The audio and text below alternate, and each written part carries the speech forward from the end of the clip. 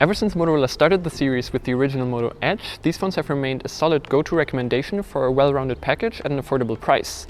But can the Moto Edge 30 continue that legacy?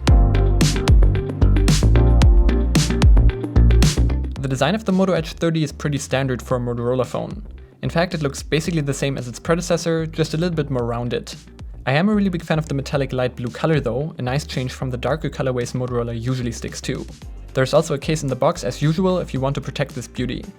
The phone is really thin at 6.7mm and has very solid build quality for a change, with buttons that feel nice and stiff. This is something I already noticed on the Edge 30 Pro and a good departure from the rattly buttons that used to plague these phones in the past. What is also nice is that stereo speakers have made a comeback. On the front you have slim uniform bezels surrounding the 6.5-inch 1080p OLED panel that runs at 144Hz. It's a super smooth and sharp screen that's just a joy to use, no complaints there. Except maybe for the brightness. It's bright enough to be viewed outdoors, but in direct sunlight you do notice a difference to other phones. The chip inside the Edge 30 is the exact same Snapdragon 778G we saw in the Edge 20 last year. In my eyes though, that's not necessarily a bad thing.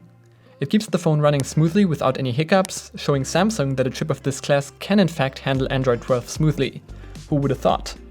With 8GB of RAM and 128GB of storage, the Edge 30 definitely has some room to spare. And paired with stock Android and the 144Hz display, this phone feels just as fast as a flagship device. Speaking of stock Android, Motorola's take on it continues to be one of my favorites. It's very close to what you would find on a Pixel. There are many customization options of course, and Motorola's smart gestures and all of the extra features are consolidated into one single easy-to-use app. Smart additions without any unnecessary clutter. What is a bit unfortunate is that the Edge 30 only supports Ready 4, Motorola's DeX equivalent desktop interface, over a wireless connection and not by just plugging it up to a monitor via the USB-C port. That makes this feature much less useful in my opinion. If you want to know more about this actually really useful piece of software, you can check out my Moto Edge 30 Pro review where I talk about it in more detail. With two 50-megapixel cameras and a third one you can safely ignore, the Edge 30 has the same camera setup as its Pro counterpart. That however still means it's a rather subpar camera even for the price. In good light you can get some really nice shots out of it that are sharp and have good dynamic range and color. But especially with landscape shots, it does tend to overexpose quite a bit, and the pictures also sometimes take on a rather heavily sharpened look. This isn't always the case, but it just isn't consistently good.